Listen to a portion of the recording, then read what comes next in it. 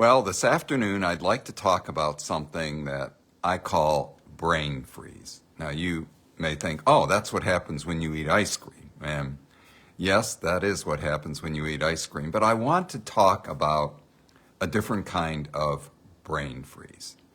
Have you ever found yourself so engrossed in a situation that all you can do is think about it? It's like you're frozen right there on this situation. It could be a health situation. It could be a situation with other people. It could be a sin situation in your life. It could be guilt. It can be all sorts of things that we just can't stop thinking about it. Our brain is frozen on that subject. And because of this brain freeze, we have very little sleep because what we do all night is think about this situation or this thing that troubles us and we can't get it out of our mind. Also, we don't experience peace. We're anxious and we don't know the future and we have no joy. And so when brain freeze strikes, we have to ask the question, what am I to do? Because I just don't know how to handle this situation and I can't get it out of my mind. Well, there's an interesting verse in Hebrews chapter 12 that says this: looking unto Jesus, the author and finisher of our faith. In other words, when we look unto Jesus, it enables us to have our brain to unfreeze. In other words, now we're focusing on someone who is able to walk with us through this situation. Someone who will give us peace where there's anxiety. Someone who will give us strength where there is weakness. And I think the idea is, as the songwriter wrote, he says, turn your eyes upon Jesus, look full in his wonderful face, and the things of this world will grow awfully dim. That's sort of like that. I forget the words, but that's the idea. And so when brain freeze strikes, we know the symptoms: a lack of sleep, a lack of joy, a lack of peace. And the Lord wants us to turn our eyes upon him, looking unto Jesus.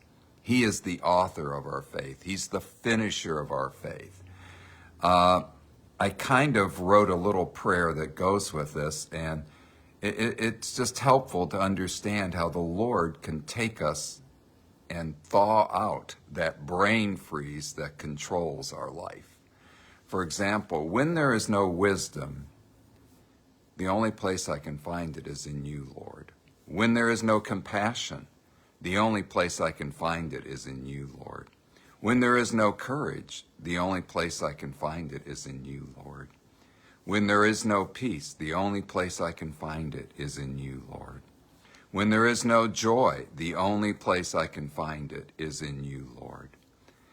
Thank you, Lord, for being with me no matter what is happening in my life. You are always there and you will never leave me nor forsake me.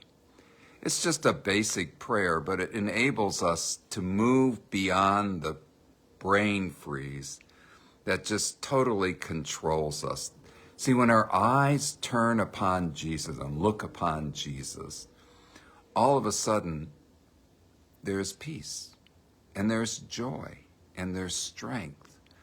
And it's so easy for us to just allow circumstances to control our thinking, to control our lives at night so we can't sleep, to destroy our joy.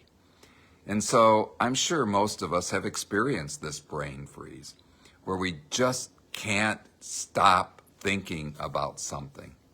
And it's very destructive.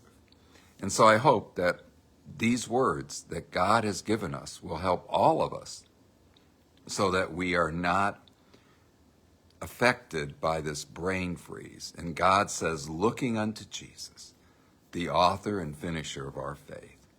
So whenever you have brain freeze, remember that the only one that can thaw out that brain freeze is the Son of God, Jesus Christ, who is the one that will be able to turn that anxiety into peace and that sadness into joy.